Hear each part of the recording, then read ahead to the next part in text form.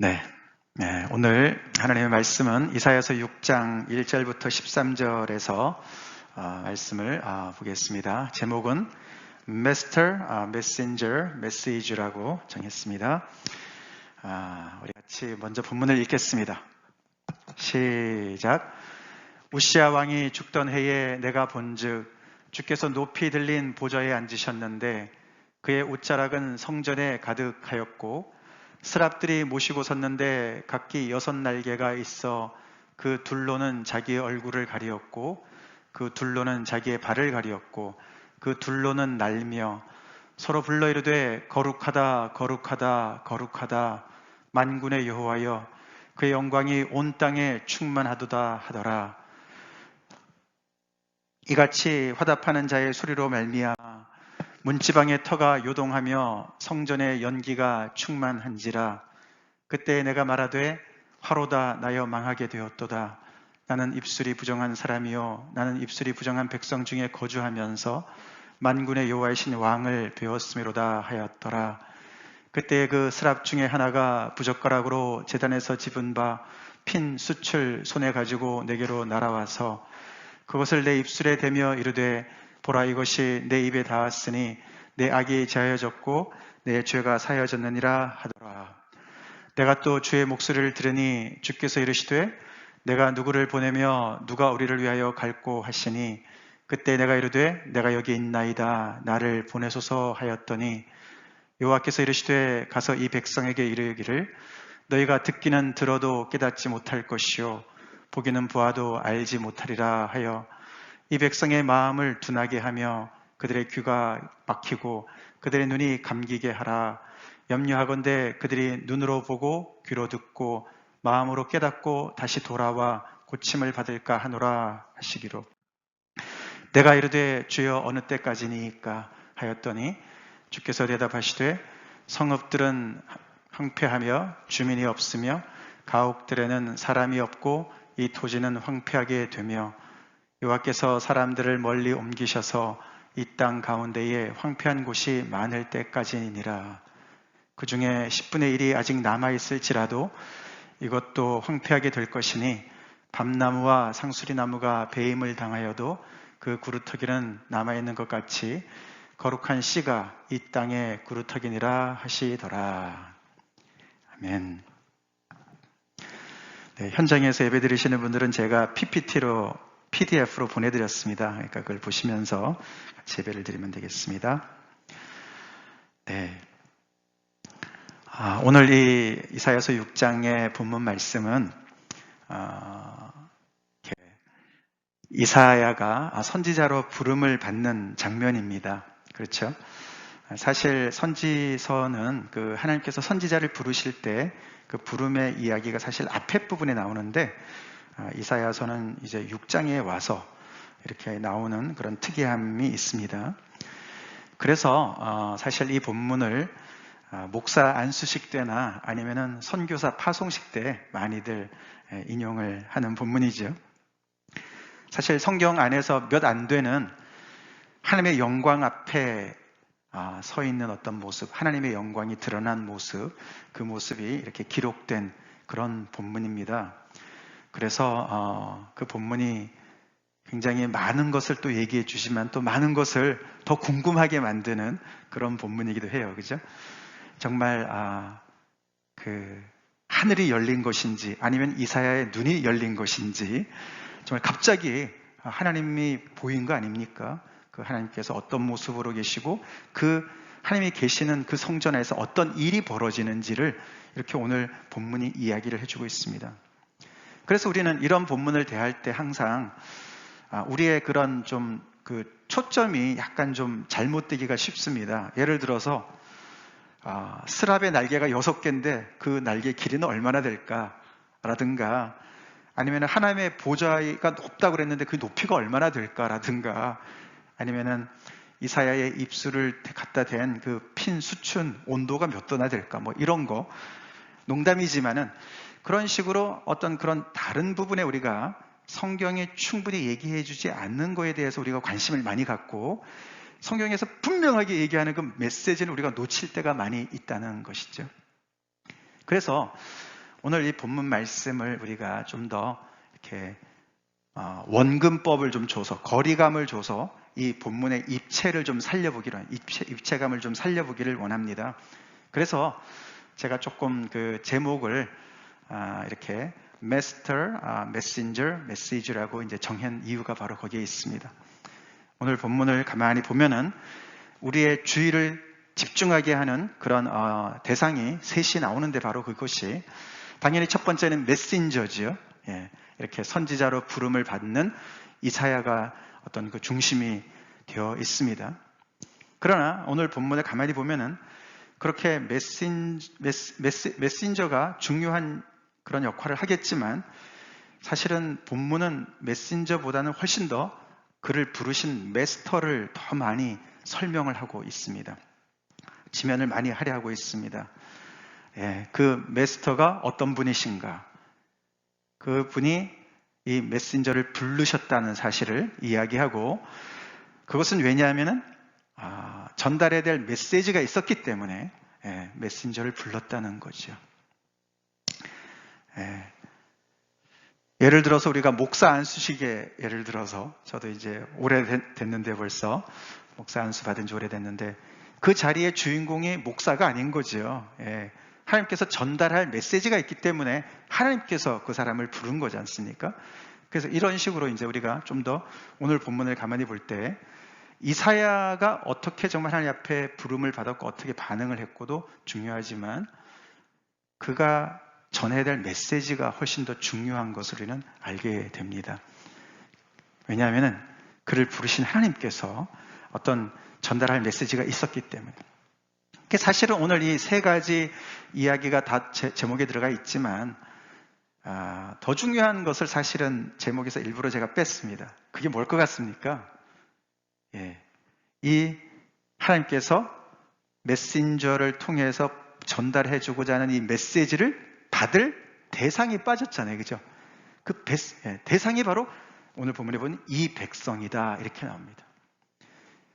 그래서 사실 하나님의 그 관심은 이사야에게도 있었고, 이사야가 전달한 메시지도 있었겠지만, 정말 관심은 어디에 있었겠습니까? 이렇게 하나님께서 부르셔서 그에게 준 메시지를 받는 대상들에게 가 있는 것을 우리는 잊지 말아야 돼요. 자, 그런 면에서 오늘 이 말씀을 우리가 살펴봐야 됩니다. 왜 이 이사야를 부르신 그 장면이 6장에 나와 있을까? 이제 그런 질문들을 많이 합니다.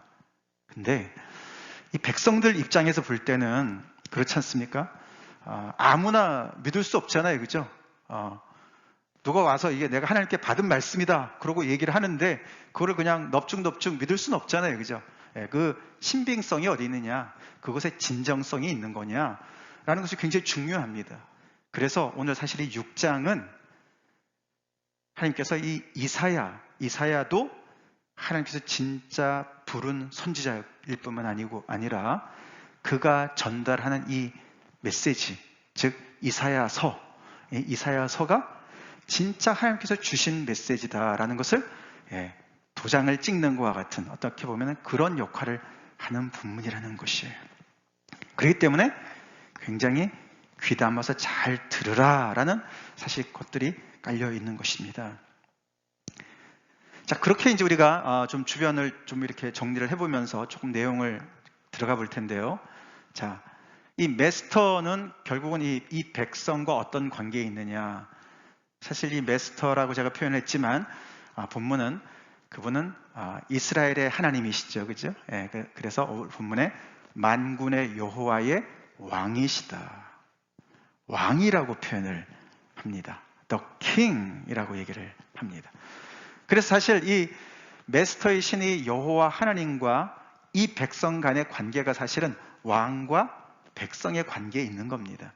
근데 하나님께서 가끔씩 가다가 이 이스라엘 백성들을 내 백성이라고 부르시다가 가끔씩 가다가 이 백성 이렇게 부르시는 거예요. 약간 거리감을 두시죠. 그죠? These people 그러는 거예요. 마치 본인과 상관이 별로 없는 것과 같이 이렇게 부르시는, 이게 뭔가 좀 문제가 있습니다. 지금 문제가 있어요. 우리가 그동안에도 벌써 이사야서 말씀을 2번이나 우리가 들어왔지만 이 백성들이 단단히 문제가 있지 않습니까? 그죠? 어떤 문제가 있습니까? 간단하게 표현을 한다면은 이들은 신앙도 타락했고 삶도 타락한 백성이었습니다.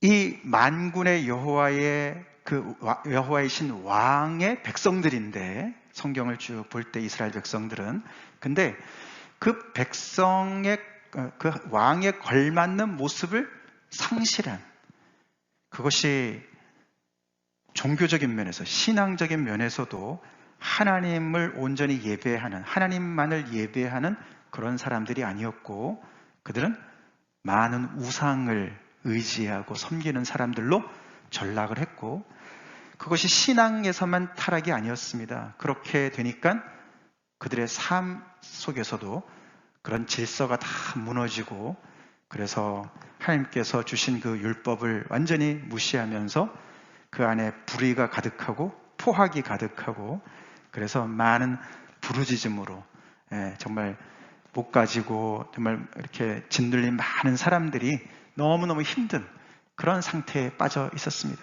그들의 사회악이 정말 하늘을 찌르는 그런 고통으로 나타나는 것을 보게 됐죠. 위에 이들의 왕이신 하나님은, 오늘 여기 보니까 천사가 스랍들이 거룩하다, 거룩하다, 거룩하다라고 찬양을 하죠, 하나님께. 그러면서 그 안에 여호와의 영광이, 여호와여 그의 영광이 온 땅에 충만하더라, 그러면서 하나님의 그 거룩하심과 영광을 찬양하는 천사들을 보게 됩니다. 거룩하신 하나님, 영광이 충만해서 하늘을 가득 메우고 그 영광이 땅에까지 충만하게 미치는 그런 하나님을 왕으로 모시고 살아가는 백성인데, 하나님의 거룩하심 전혀 담지 않고 하나님의 그 영광을 전혀 리플렉트, 반영하지 못하는 그런 백성들로 전락을 한 것이에요. 그래서 하나님께서는 이 메신저가 필요하셨던 것이죠. 근데 오늘 본문이 6장 1절이 이렇게 시작하죠. 우시야 왕이 죽던 해에 내가 본즉, 이렇게 됐습니다. 우시야 왕이 죽던 해에. 제가 오늘 본문을 가지고 최근에 벌써 2번이나 설교를 했습니다. 그런데 오늘 이 대예배 때는 이제 처음이지만, 한 번은 우리가 성경 공부 때 했었고요, 또 한 번은 우리 새벽기도 때 매일 성경을 통해서 했는데, 그때 말씀드린 거는 제가 일부러 좀 많이 좀 생략을 하려고 합니다. 그러니까 여러분들 혹시 조금 더 자세하게 본문을 알고 싶으시면은 그 본문을 찾아서 들어보시면 좋겠습니다. 자, 근데 이게 이제 지금 이사야가 이 하나님의 어떤 그 부르심을 받는 이 역사적인 정황이지 않습니까? 근데 우시야 왕이 어떤 왕이었냐면은, 그 나라에 굉장히 그 다윗 이후에 그 나라에 굉장히 중요한 역할을 했던 왕이에요. 자그마치 52년간을 왕으로 다스렸던 이제 왕이고요.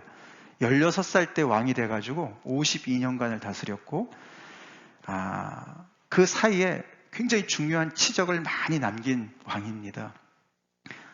외세를 많이 물리쳐가지고 나라를 안정시켰고요. 그리고 농경의 그런 기술도 많이 개발을 하고, 또 이렇게 국토도 개간을 하고, 그리고 신무기를 또 개발했습니다. 신무기를 개발해서 그 나라를 한마디로 정말 부국 강병 정책을 잘 펴가지고 나라를 굉장히 든든하게 세운 그런 왕이에요. 생각해 보세요. 52년간 왕이었다고요. 그러니까 대부분의 사람들은 그냥 평생을 그 사람이 왕인 거죠, 그죠? 근데 그 왕이 죽었단 말이에요. 죽었어요. 근데 이렇게 강력한 왕인 우시야가 죽으면서 그 주변의 정세에 큰 변화가 일어났는데, 옆에 있었던 아수르가 그 전까지는 약간 좀 그렇게 힘을 내지 못했는데, 상대적으로 그쪽에 디글랏 빌레셀이라는 아주 그냥 유능한 왕이 등극을 합니다. 여기는 요시아가 죽고 저쪽에는 강력한 왕이 등극을 했습니다. 그래서 이 아수르가 점점 더 세력을 규합을 하면서 강력한 그런 힘의 그런 중심으로 떠올랐습니다. 그 근동 지방에.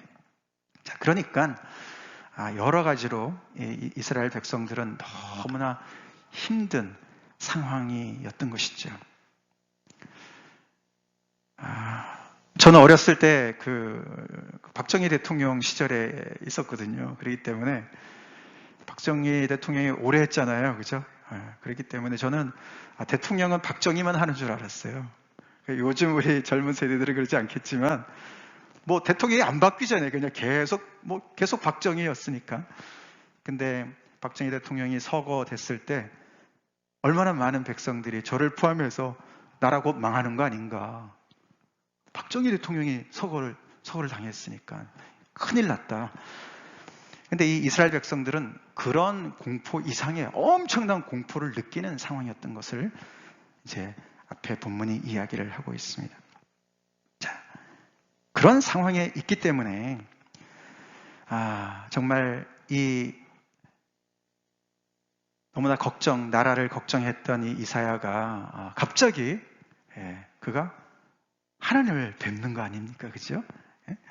내가 본즉 주께서 높이 들린 보좌 위에 앉으셨단 말이에요. 너무너무 두려운데 하나님을 봤습니다. 여러분 어떨 것 같습니까? 얼마나 반갑고 감사하고, 우시야 왕은 죽었지만 정말 이 나라의 왕, 정말 진정한 왕이신 여호와 하나님께서는 진짜 전혀 변함없이 보좌 위에 앉아 계시는구나, 우리를 지키시는구나, 할렐루야, 뭐 이래야 될 것 같잖아요. 그렇죠? 그런데 오히려 반대로 그의 고백은 오늘 보면은 화로다 나로 망하게 되었도다, 이렇게 고백을 합니다. 이게 이제 메신저가 어떻게 되느냐를 우리가 이제 보게 되는 것이죠. 우리가 조금 전에도 찬양을 했습니다. 내 주를 가까이 함이 내게 복이라. 아멘이죠. 그렇죠? 우리가 여호와를 가까이 하는 게 얼마나 복입니까? 근데 이사야보다도 더 가까이 간 사람은 없었던 것 같아요. 그죠? 그렇죠? 정말 하나님의 임재 앞에 간 거 아닙니까? 그죠? 바로 앞에서 하나님의 보좌가 보이고 거기서 예배하는 장면을 보고 있었으니까. 근데 이의 고백은 죽었다. 나는 죽은 목숨이다. 화로다. 오, 투미 그랬어요. 나는 망했다 진짜. 내가 어쩌다가 여기를 와 있지? 내가 왜 여기 와 있는 거야 지금? 왜요? 그 거룩하신 하나님 앞에서, 그 하나님의 영광 앞에서 자기 자신이 너무너무 자격이 없고 초라하고 더 나아가서는 부정하고 그걸 보게 됐어요. 우리가 밝은 대낮이면은, 그렇죠? 그 그림자가 있으면 더 진하게 그림자가 생기지 않습니까? 마치 그런 것처럼 하나님의 강력한 그 빛 앞에 딱 서보니까 자기 자신이 얼마나 깜깜한 죄인인지를 상대적으로 보면서 오히려 그 자리가 복이 아니라 정말 저주의 자리가 된 거예요. 나는 죽었구나. 내가 어쩌다가 여기 와 있지 지금? 전혀 자격이 없는 내가 왜 여기 와 있는 것이야. 그렇게 고백을 합니다. 하나님이 여전히 건재하시기 때문에 너무 위로가 되고 격려가 되고 감사할 것 같은데 그게 먼저 오지 않습니다. 먼저 오지 않아요. 하나님의 거룩하심에 압도가 됐습니다. 압도가 됐습니다.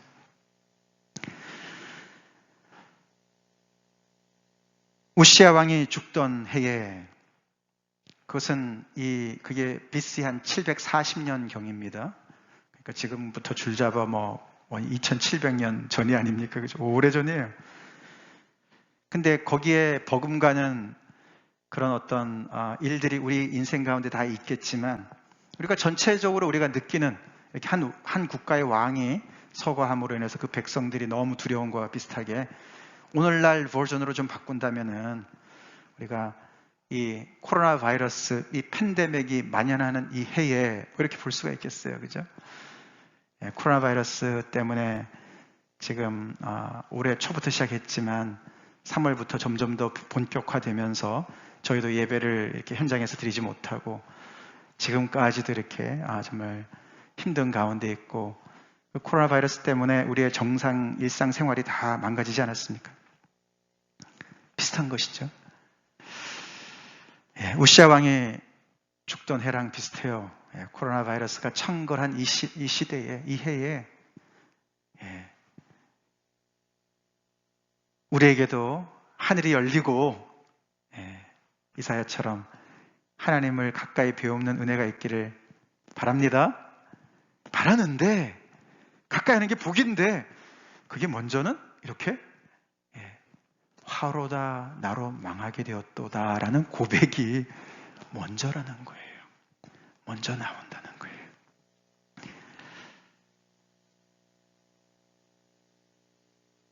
그것을 통해서 메신저는 자신의 부정함을 하나님 앞에 인정함으로, 고백함으로, 즉 다시 말해서 자기를 인정한다는 말이 자기를 부인한다는 말이죠.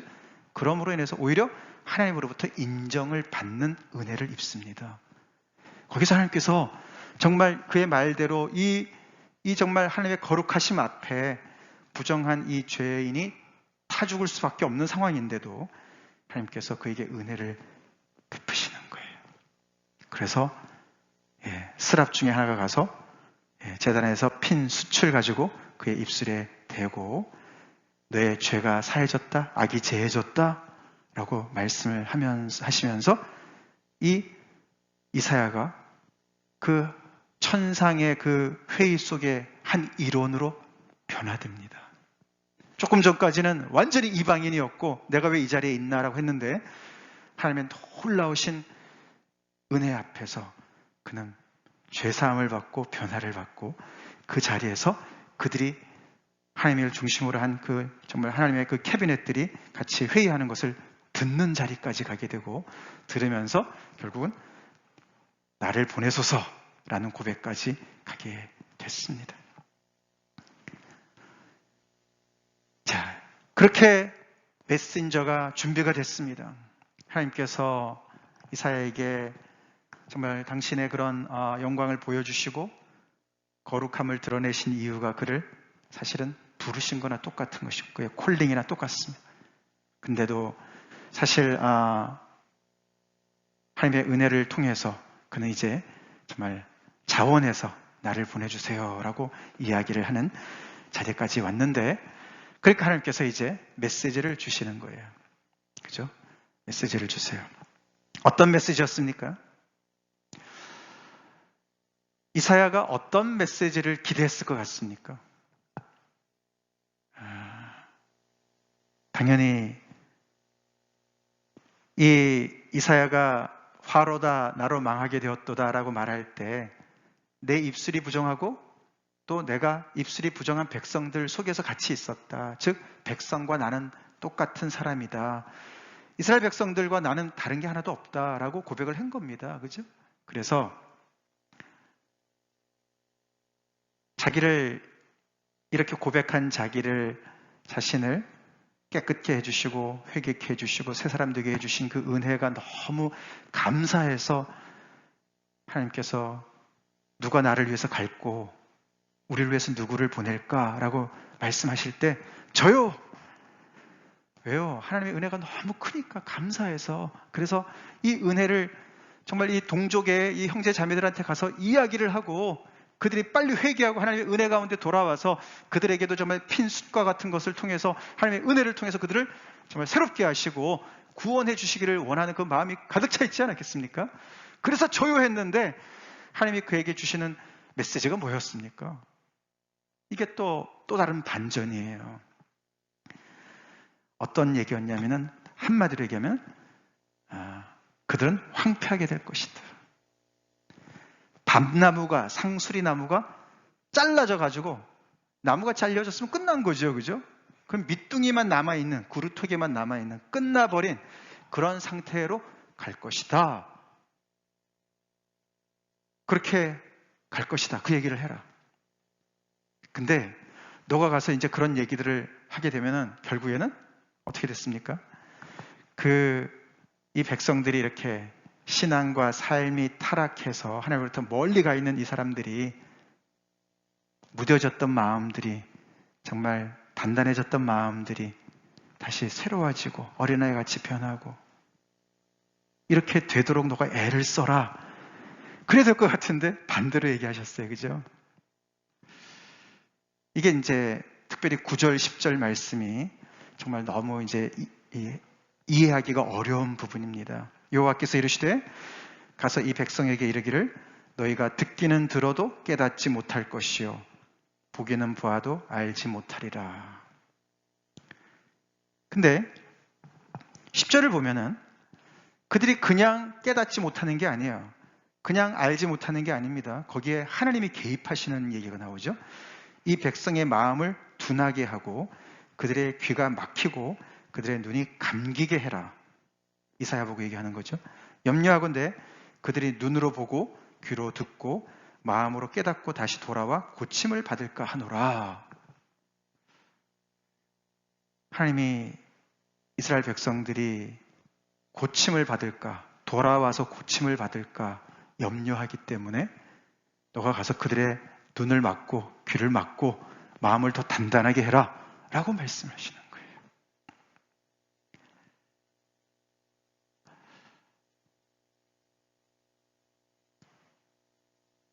이사야가 어떤 생각이 들었을까요? 이런 이야기를 들었을 때. 그래서 이사야가 너무 놀래가지고 하나님이 하라고 하시니까 하긴 해야 될 것 같은데 그럼 언제까지 그렇게 해야 됩니까? 언제까지요? 그들이 황폐해질 때까지.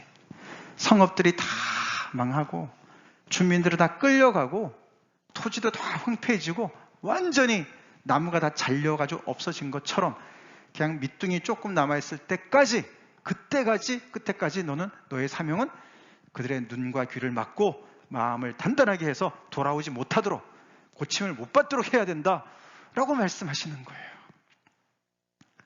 이런 메시지가 어디 있습니까? 그죠? 물론 그거로 끝나진 않았습니다. 그죠? 그래서 그루터기 얘기를 하십니다. 그죠? 그래서 그 그루터기에서 뭐라고 했습니까? 그 그루터기는 남아있는 것 같이 거룩한 씨가 이 땅의 그루터기니라. 그러면서 그루터기 소망을 잠깐 얘기는 하세요. 그렇지만 그것은 끝난 인생에 하나님의 새로운 어떤 역사를 통해서 무에서 유를 창조하듯이 죽은 것을 다시 살리듯이 그런 어떤 하나님의 어떤 불가능을 가능케 하는 소망이지 이들 가운데서 다시 뭔가 일어날 것이라는 얘기를 하시는 게 아닙니다.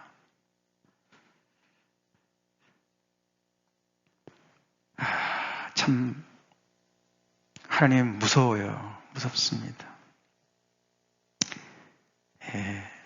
이렇게 두려워하는 이사야를 어떻게 보면 더 두렵게 만드셔서 화로다 나로 망하게 되었도다 이렇게 느끼게 하시는 하나님.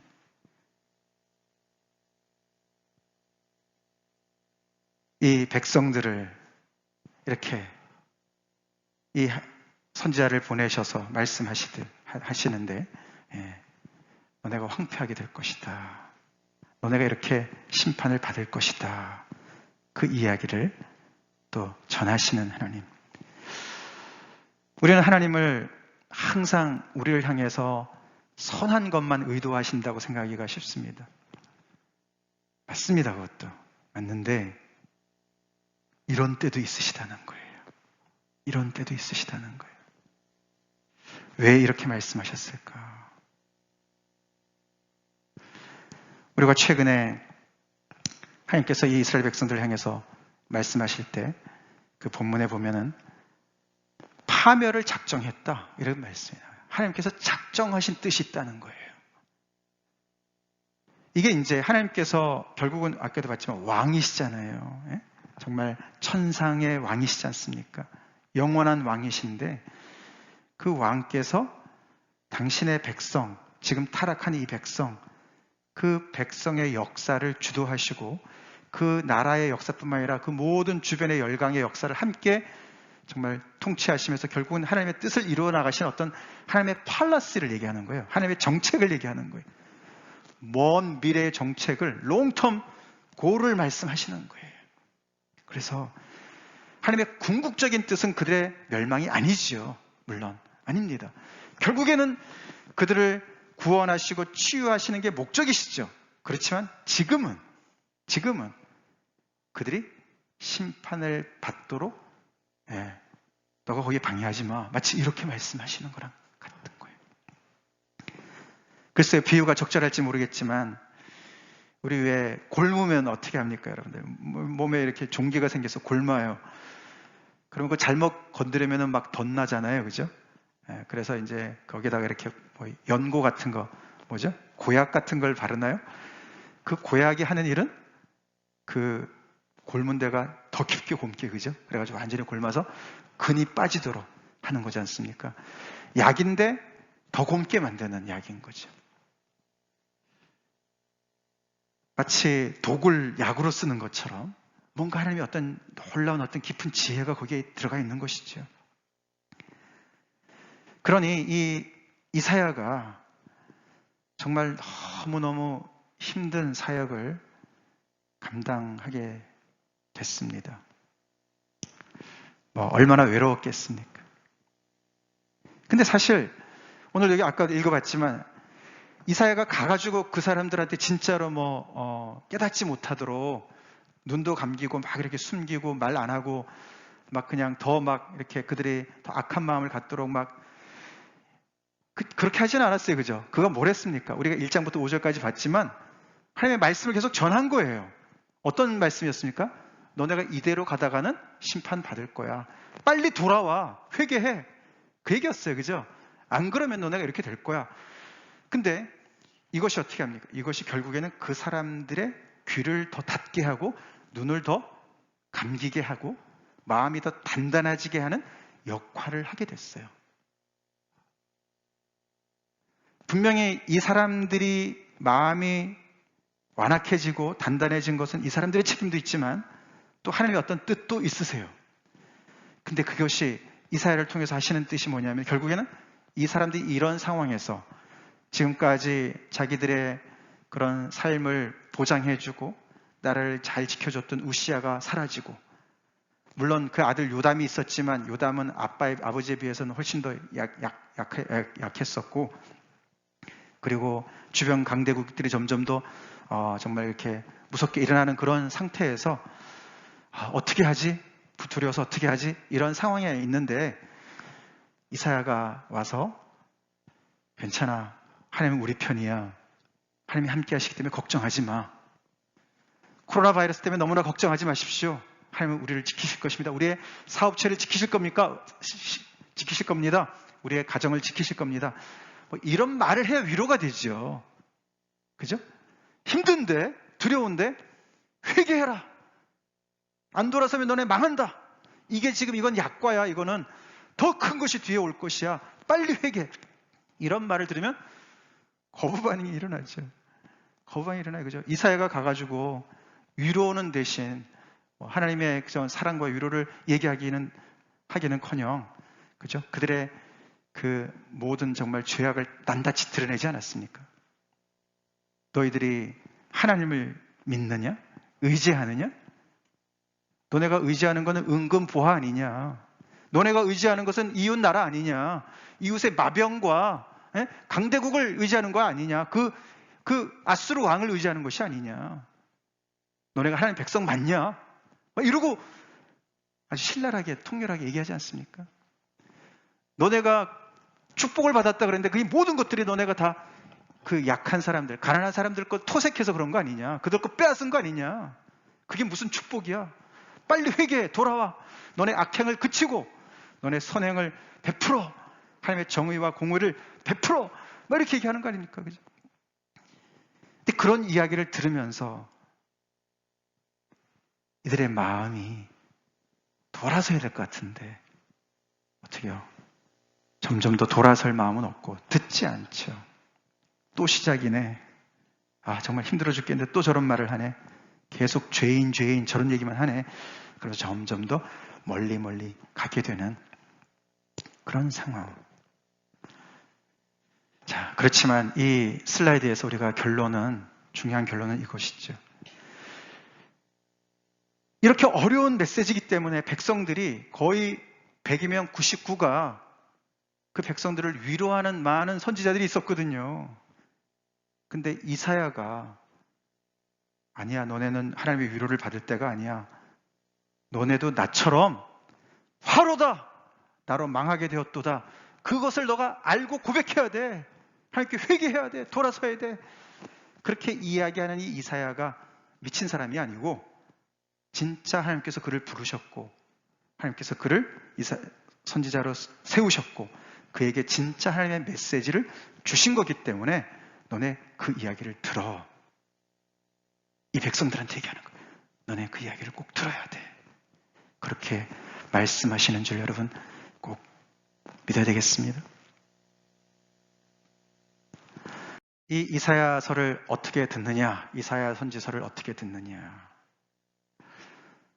두 가지로 볼 수 있습니다. 하나는 무덤덤하게 무반응하면서 아까 말씀드린 대로 대부분의 그 당시의 사람들이 그렇게 들었습니다. 그렇지만 그 중에는 어떤 사람은 이사야처럼 그 말씀 하나하나가 정말 살아있는 그런 좌우의 날선 검처럼 예리하게 그들의 죄악을 비추면서 하나님의 거룩하심 앞에 자신들이 노출되는 것을 느끼면서 마치 상책이 난 곳에 그냥 장렬하는 태양이 비춰가지고 너무 따가운 것처럼 그렇게 아프고 따갑게 하나님의 말씀을 듣는 사람들도 간간히 있었을 것이에요. 그들의 결과는 천양지차지요. 위에는 더욱더 굳어졌고의 마음이, 밑에는 어린아이처럼 점점 더 이사야처럼 그렇게 변화받는 은혜 가운데 들어가게 됐을 거라는 것이죠. 하나님이 이사야에게는 당장 하나님의 은혜를 베푸셔서 사람을 쓰셔야 되니까 핀 숯을 가지고 그를 정말 빨리 죄를 해결해 주시고 사명을 감당하게 해주셨는지 모르겠는데 이들에게 있어서, 이 백성들에게 있어서 핀 숯과 같은 역할을 하는 것은 뭐겠습니까? 그것은 바로 이사야가 전달한 메시지였던 거예요. 그 메시지를 달게 받으면 그것이 핀 숯과 같이 우리의 죄를 들춰내고 우리의 죄를 지지고 그래서 너무너무 고통스럽고 힘들겠지만 그것을 아멘으로 받고 자백하고 회개하는 사람에게 있어서는 정말로 그것이 치유로 가는 길이었던 것이지요. 오늘날 우리도 이 이사야서 6장 말씀을 보면서 우리가 아버지라고 고백하고 우리가 하나님으로 섬기는 여호와 하나님은 이렇게 거룩하신 분이십니다. 내가 거룩하니 너희도 거룩하라. 하나님 말씀하시죠? 우리의 삶 속에 거룩함의 열매가 나타나고 있습니까? 우리 지난주 계속 2주에 걸쳐서 봤지만 내 삶 속에 하나님의 이 거룩하신 성품을 닮은 정의와 공의가 넘쳐나는 사랑의 열매를 잘 맺고 있습니까? 아니면 들포도 같은 포악과 부르짐만 있습니까? 현대판 21세기 우상들 있잖아요. 우리가 하나님을 의지하는 것 같지만 그 외에 많은 것들을 의지하지 않습니까? 오늘날 사회가 얼마나 불의가 가득하고 사회악이 많습니까? 온갖 불평등과 편견과 차별이 얼마나 많습니까? 이웃의 고통에 귀를 막고 그냥 나만 축복해 주세요. 이런 현대판 그런 잘못들을 우리가 얼마나 보지 않습니까? 근데 이사야가 그 하나님 앞에 섰을 때 화로다 나로 망하게 되었도다. 그렇게 그 고백하는 그 고백이 얼마나 절망적이었고 나는 끝이구나.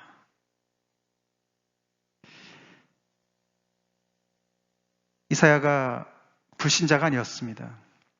오늘도 이 메시지가 선지자가 이게 이사야가 선지자로 부름을 받는 자리였지 선교사로 부름을 받는 자리가 아니었어요. 불신자들한테 보여진 게 아니었단 말이에요. 하나님의 백성이라고 하는 사람들한테 보내줬다고요. 오늘날도 마찬가지 아닙니까? 진짜 문제는 하나님의 백성들에게 있습니다. 억울해 하십니까? 하나님의 백성들이 하나님을 건성으로 대하는 거예요. 이 거룩하신 하나님을 만홀히 대하는 거예요.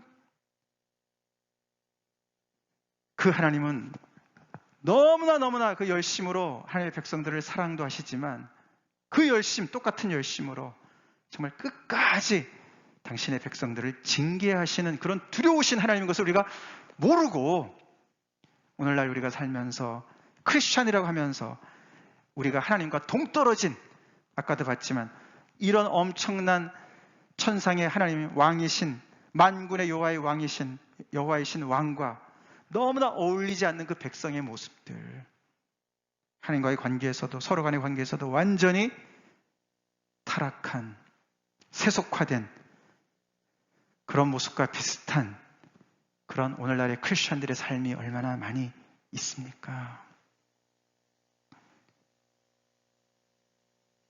기대했던 메시지가 아니더라도, 힘든데 더 힘들게 하는 메시지를 할지라도 이사야서를 우리는 들어야 됩니다.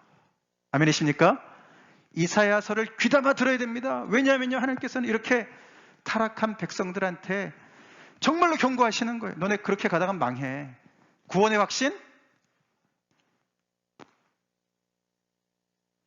그런 거 우리가 붙잡고 있을 때가 아니라는 것이죠. 예수님 이런 말씀하셨습니다. 같이 읽겠습니다.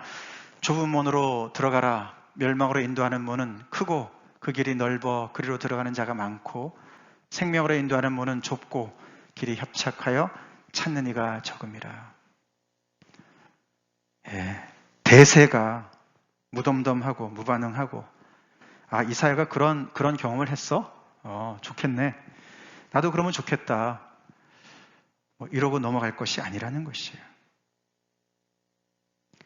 많은 경우에 이사야는 백성의 대표였고요. 이 이스라엘 백성들은 또한 인류의 대표였어요. 오늘날도 마찬가지입니다. 하나님의 부르심을 받은 그리스도인들은 이 세상의 대표들입니다. 좁은 문으로 들어가야 돼요.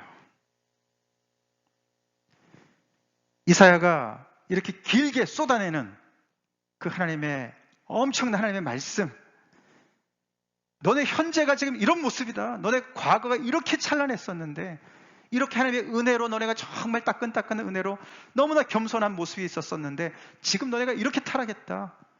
너네의 미래는 보복과 보응만 기다릴 뿐이야. 먼 미래가 있긴 하지만 거기는 남은 자만, 남겨진 자만 참여할 거야 라는 이사야의 말씀을 우리는 귀담아 들어야 돼요. 지난주에 요한복음 15장에서도 열매 맺지 않는 가지는 아버지께서 제하하신다. 가지치기 하신다. 한 군데 더 보겠습니다. 고린도전서 10장 시작. 그들에게 일어난 이런 일은 본보기가 되고 또한 말세를 만난 우리를 깨우치기 위하여 기록되었느니라. 물론 이 바울이 인용하는 이 말씀, 위의 말씀은 광야에서 생활했던 그 이스라엘 백성들, 조상들의 그런 실수를, 그런 죄악을 그 고린도 교회 성도들이 따라가지 말아라 라는 말씀이지만 오늘 우리가 여기서도 연결해 볼 수가 있겠습니다. 결국 이사야 선지자가 그렇게 오랜 세월 동안 4명의 왕 시대를 거치면서 우시야, 요담, 아하스, 히스기야를 거치면서 그렇게 이 하나님께서 주신 이 말씀, 그 열정을 가지고, 그 뜨거운 그 불같은 마음을 가지고 그 말씀을 전달했는데요. 글쎄요, 몇 명이나 그 말씀을 아프고 따갑게 들어서 돌아왔는지. 그러나 전체적으로 그 나라는 망했습니다.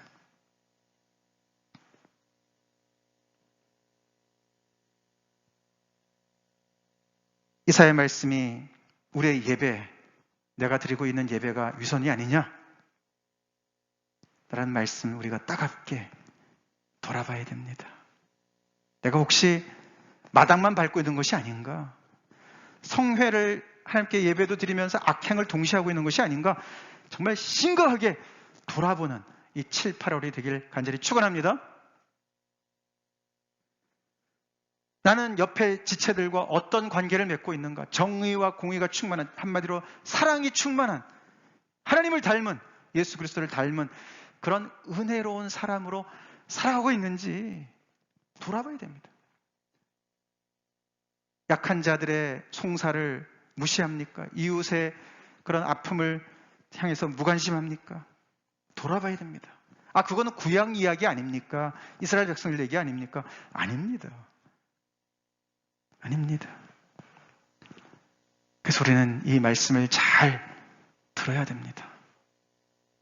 마지막으로 이렇게 이 말씀을 잘 듣다 보면은 어떻게 됩니까? 결국은 이사야와 같은 자리에 우리가 가게 되는 것을 발견하게 되죠.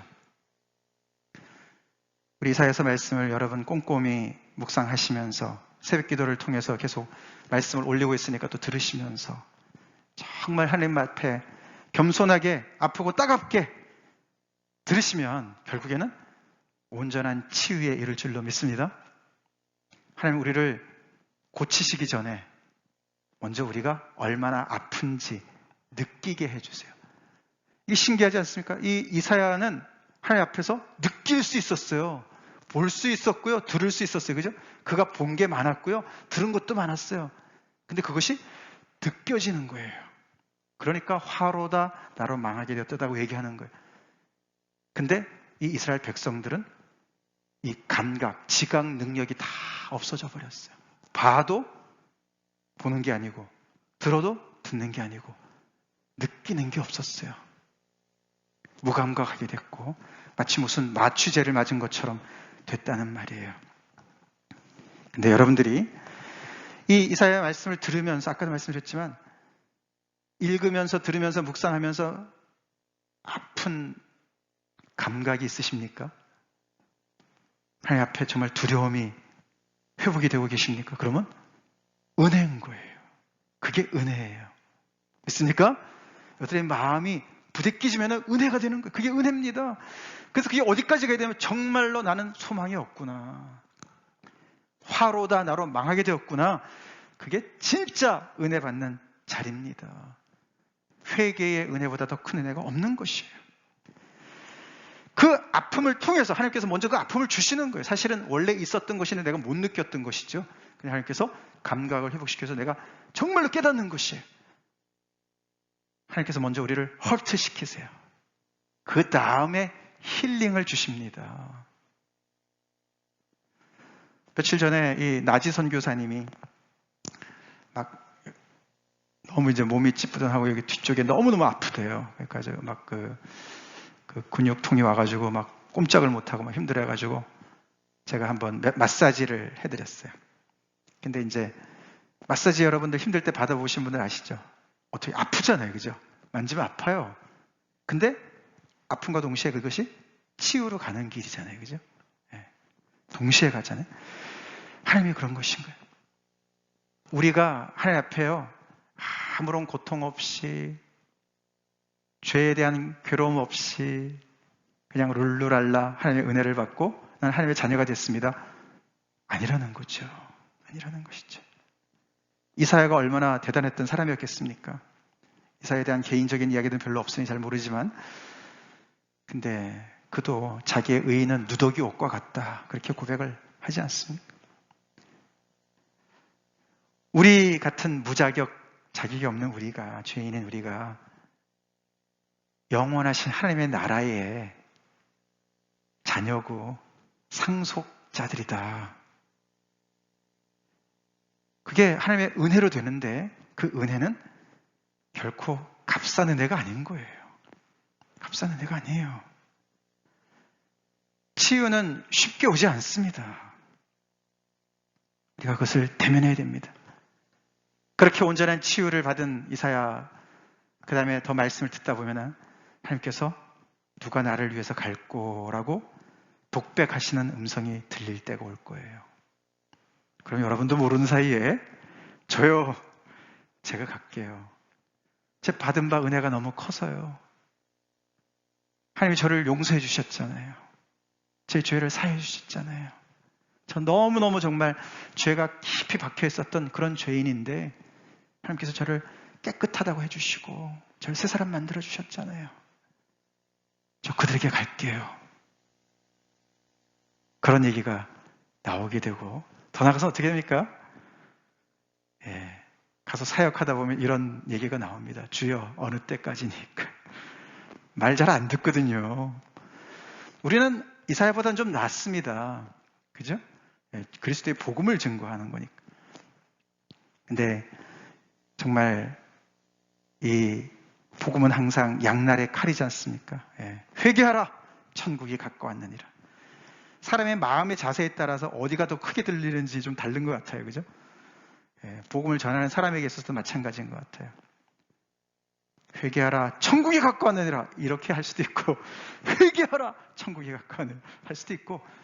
근데 중요한 것은 많은 사람들이 건성으로 듣는다는 것이죠.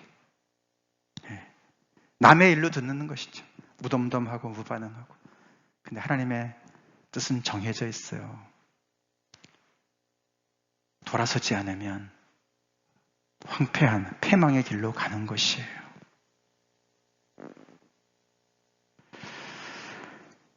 주여, 어느 때까지니까. 그렇게 프러스트레이트 되더라도 그 길을 가게 됩니다. 언제요? 하나님의 말씀을 잘 듣다 보면, 잘 묵상하다 보면. 우리 이 말씀 같이 읽고 마치겠습니다. 주의 구원의 즐거움을 내게 회복시켜 주시고 자원하는 심령을 주사 나를 붙드소서. 예수님 믿는 우리 형제자매님들, 잘 믿는 형제자매님들, 구원의 즐거움을 회복하십시다. 자원하는 심령을 회복하십시다. 주님께서 오늘도 누가 나를 위해서 갈고, 하나님의 나라는요, 구직난이 없어요. 우리 지체들 중에도 요즘에 직장 찾느라 애쓰시는 지체들 많은데 구직난이 없다고요. 하나님 나라는 항상 구인난이죠. 사람이 없어요. 사람이. 여러분이 하나님의 은혜를 입어서 치유를 맛보셨습니까? 그렇다면 나를 보내소서 자원하는 심령이 따라오게 될 것입니다.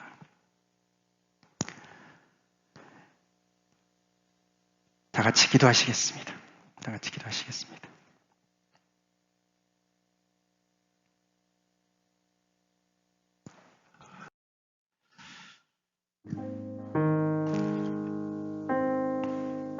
우시아 왕이 죽던 해, 코로나 바이러스가 발병한 해, 이런 때 이사야서 말씀을 우리가 듣습니다. 소망도 가끔씩 얘기하시지만 대세는 하나님의 심판의 이야기입니다. 그렇지 않아도 디프레싱한데 더 디프레싱한 메시지인 것처럼 들릴 수가 있습니다. 우리 마음 자세에 따라서. 근데 하나님의 말씀은 우리를 근심케 하더라도 구원에 이르게 하는 근심인 줄 여러분 믿으시기 바랍니다. 아프지만, 괴롭지만, 따갑지만 하나님의 말씀 앞에, 하나님의 임재 앞에 오래 머물 때입니다. 그 자리가 위험한 자리입니다. 고통스러운 자리입니다. 그래서 정말 화로다 나로 망하게 되었다.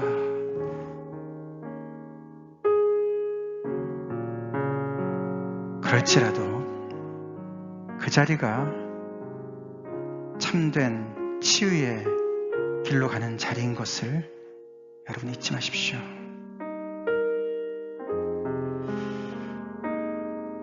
이런 어려운 메시지를 증거하라고 하나님께서 이사야를 불러 세우셨습니다. 그런 사람이 전하는 메시지 우리가 정말 귀담아 들어야 될 것 같지 않습니까?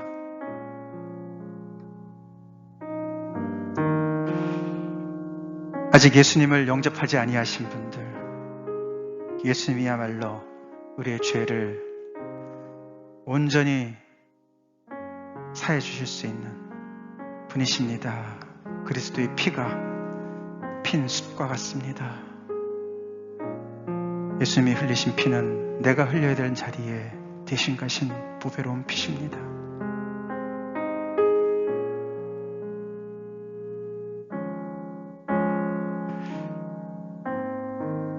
하나님의 진리의 말씀, 당장은 위로가 안 되고 당장은 마음이 부딪힌다 하더라도 그 자리를 떠나지 마십시오. 들으십시오. 그래서 어느 날 정말 성령님께서 여러분의 마음을 터치해 주시고, 누가 가르쳐주지도 않았는데도 내가 죄인이구나, 내가 이렇게 죄인이었구나, 내 모습으로는 절대로 하나님 앞에 설 수 없는 그런 자구나, 하나님 용서해 주세요. 그렇게 기도할 날이 올 줄로 믿습니다. 어쩌면 그것이 오늘입니까? 그 참 주님 앞에 나가시기 바랍니다. 다 같이 기도하시겠습니다. 하나님 아버지 감사합니다.